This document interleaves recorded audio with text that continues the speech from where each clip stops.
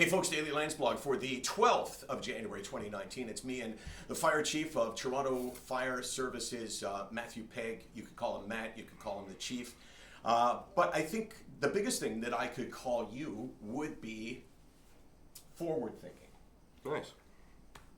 Because, and I say that because you come from a world, you live in a world where maybe it was not always permissible for the chief to talk about to say, I mean, you said this yesterday, you struggle, right? Mm-hmm.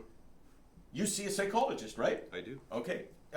If you were having this conversation 10 years ago, not you specifically, but a fire chief, you think they would say that? No, I don't. I mean, I've only been in this business for 27 or so years, and when you think that's not a long time, but even when I started, the expectation was, you got to suck it up, right? We don't talk about things like that. To admit that incident bothered you or something bothered you would have been a sign of weakness, but I'm proud of the fact that it's not today. Right. Well, and what do you say to somebody on your staff, a firefighter who I mean, by definition, you're going to see really difficult things, right? You're going to feel really threatened by things that you have to do. So, it's not a matter of if, it's a matter of when and how many times this would happen. How do you encourage people who have to remain composed and have to remain strong? Mm-hmm. They've got to do this job, but then that goes against the idea of them saying, well, I'm really struggling here. How do you convince them that exposing that side of themselves is maybe the single most important thing they can do for themselves? Michael, as part of my remarks in every one of our recruit classes, I explain publicly, not only to the recruits, but to all of their family and friends that are there to watch them graduate, that one of the hardest things for me as a fire chief is knowing that firefighter is going to see things and do things and hear things and smell things that I wish they didn't have to do, but they do. And what's important to me is I want them to hear from me, from the organizational head, but really for me, someone that walked in those shoes, to know that it's okay in this organization not to be okay. And it's also okay to be okay. And I want them to hear that are we perfect? We're not perfect. We got a lot to learn. We've got a lot more that we can do, but we're trying.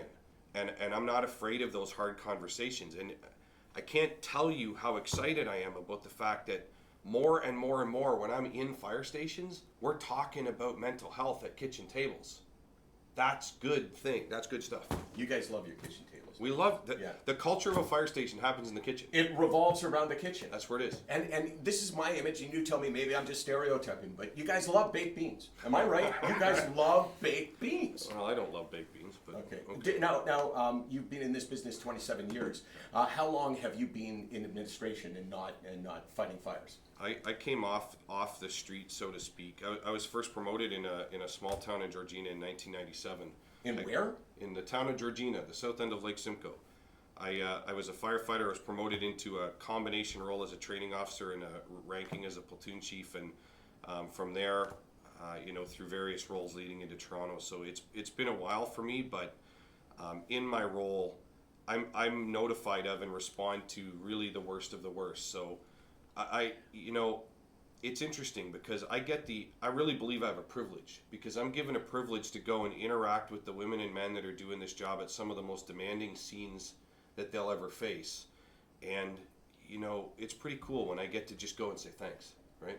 It is. Case, give us a wrap it up. I know that if it was just me on my own, you'd be doing this. So give it to the chief. He can handle it. Let me see. You just did it. No, let me see you do it. And no one else can see it. Yeah.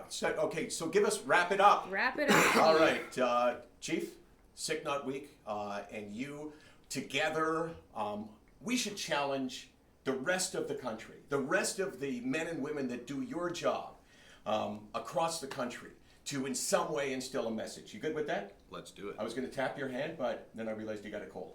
So hold on one sec. SickNotWeak.com, 24 hours a day, 364 days a year. All right, I'm ready to go. Actually, I should have done that afterwards, right? Do it again. Yeah.